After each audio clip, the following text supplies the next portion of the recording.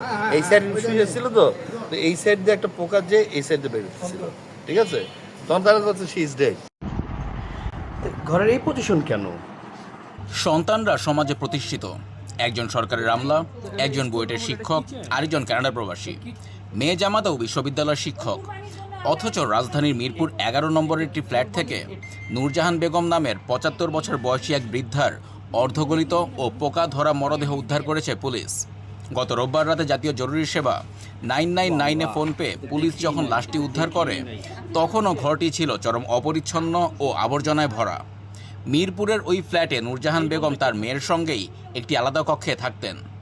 মায়ের কোনো সাড়া শব্দ না পেয়ে মেয়ে নার্স ডেকে আনলে তার মৃত্যুর বিষয়টি প্রথম প্রকাশ পায়।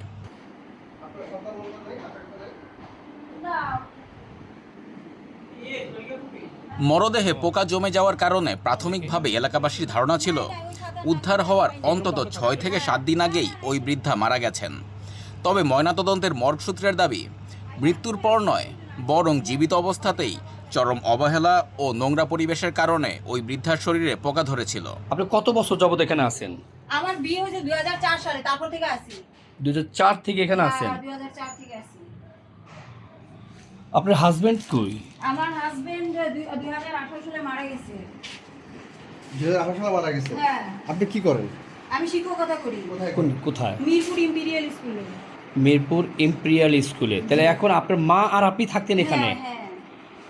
তাহলে আপনার মা আর আপনি থাকতে দেখভাল, মানে আপনার মার দেখভাল আপনিই করতেন? বাসাটা এইরকমই অ্যাকচুয়ালি, কারোর সাথে মিশে না।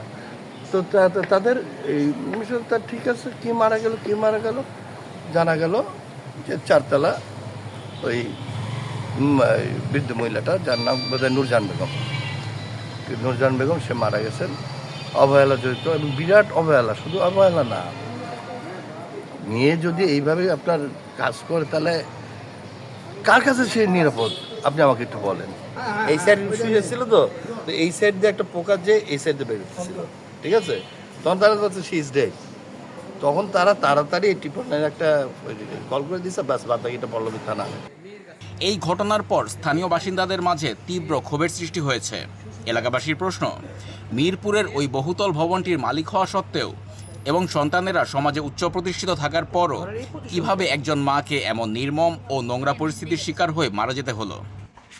পল্লবী থানা পুলিশ জানায়, এই ঘটনায় থানায় একটি সাধারণ ডায়েরি করা হয়েছে এবং ইতোমধ্যেই নিহতদের স্বজনদের জিজ্ঞাসাবাদ করা হয়েছে।